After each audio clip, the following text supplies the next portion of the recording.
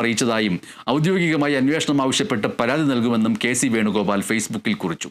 ചെന്നൈയിൽ അടിയന്തരമായി ലാൻഡ് ചെയ്യുന്നുവെന്ന് അറിയിച്ചിട്ട് വീണ്ടും 1 മണിക്കൂറോളം ആകാശത്ത് പറന്നത് കൂടുതൽ ഭീതിയുണ്ടാക്കിയെന്നും അടൂർ പ്രകാശ് MP പറഞ്ഞു.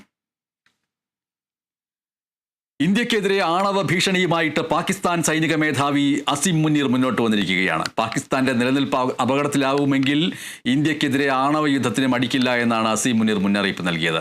ഫ്ലോറിഡയിൽ അമേരിക്കൻ സെൻട്രൽ കമാൻഡ് മേധാവി മൈക്കിൾ കുറില്ലയുടെ യാത്രയയപ്പ് ചടങ്ങിൽ പങ്കെടുത്തുകൊണ്ടാണ് പാക് സൈനിക മേധാവിയുടെ മുന്നറിയിപ്പ്. സിന്ധു നദീജല കരാർ റദ്ദാക്കാനുള്ള ഇന്ത്യയുടെ തീരുമാനം പാകിസ്ഥാനെ ബാധിക്കും.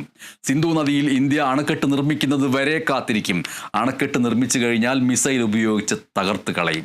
സിന്ധു നദി ഇന്ത്യയുടെ കുടുംബ സ്വത്താണ് എന്ന വിചാരം വേണ്ട എന്ന് മുനീർ ആരോപിച്ചു. ഞങ്ങൾ ആണവ ശക്തിയാണ്, ഞങ്ങൾ ഇല്ലാതാകുമെന്നായാൽ ലോകത്തിന്റെ പകുതി ഭാഗത്തെ ഞങ്ങൾ കൊണ്ടുപോകും, മുനീർ ഭീഷണി മുഴക്കി. 2 മാസത്തിനിടെ 2ാം തവണയാണ് അസീം മുനീറിന്റെ ഈ അമേരിക്കൻ സന്ദർശനം. ഡൽഹി നഗരത്തിലെ മുഴുവൻ തെരുവ് നായ്ക്കളെയും പിടികൂടാൻ സുപ്രീം കോടതിയുടെ നിർദ്ദേശം.